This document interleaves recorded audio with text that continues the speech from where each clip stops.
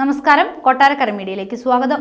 Rock പാർട്ടിയിൽ ലഹരിക്കായി പാമ്പിൻ വിഷം ക്രമീകരിച്ച കേസിൽ മുൻ ബിഗ് ബോസ് വിജയും പ്രമുഖ യൂട്യൂബറുമായ എൽവിഷ് യാദവിനെ പോലീസ് അറസ്റ്റ് ചെയ്തു. ചോദ്യം ചെയ്യാൻ കഴിഞ്ഞ ദിവസമാണ് ഇയാളെ പോലീസ് വിളിച്ചു വരുത്തിയത്. അതിനു പിന്നാലെയാണ് അറസ്റ്റ് രേഖപ്പെടുത്തിയത്. നോയിഡയിലെ റേവ് പാർട്ടിയിൽ ലഹരിക്കായി പാമ്പിൻ വിഷമെടുത്തു. എൽവിഷ് യാദവ് പ്രമുഖ യൂട്യൂബറും കൂടെയാണ്. 2023 നവംബർ 3-നാണ് പാർട്ടി നടന്നത്. പാർട്ടിക്കിടയിലാണ് പോലീസ് ഇവിടെ പരിശോധനയ്ക്കായി എത്തിയത്. നോയിഡ സെക്ടർ 51-ലെ ഹാളിൽ നടത്തിയ റെയ്ഡിൽ 4 പാമ്പാട്ടികളെ അടക്കം 5 പേരെ അന്ന് പോലീസ് അറസ്റ്റ് ചെയ്തിരുന്നു. പാർട്ടിയിൽ ലഹരിക്കായി ഉപയോഗിക്കാൻ പാമ്പിൻ വിഷം ക്രമീകരിച്ചെന്ന രീതിയിലാണ് കേസെടുത്തത്. എൽവിഷിനെതിരെ വന്യജീവി സംരക്ഷണ നിയമപ്രകാരമാണ് പോലീസ് കേസെടുത്തിരിക്കുന്നത്.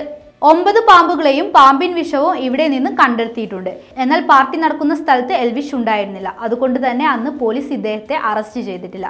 മേനകാ ഗാന്ധിയുടെ നേതൃത്വത്തിലുള്ള പീപ്പിൾ ഫോർ അനിമൽ എന്ന സംഘടനയുടെ മേൽനോട്ടത്തിലാണ് പരാതി എത്തിയിരിക്കുന്നത്. പാമ്പുകളെയും പാമ്പിൻ വിഷവും വേണമെന്ന് എൽവിഷ് ആവശ്യപ്പെട്ടു. ഇതിനായി രാഹുൽ എന്ന ആളുടെ നമ്പർ കൈമാറി. രഹസ്യ വിവരത്തെ തുടർന്നാണ് പോലീസ് ഇവിടെ എത്തിയത്.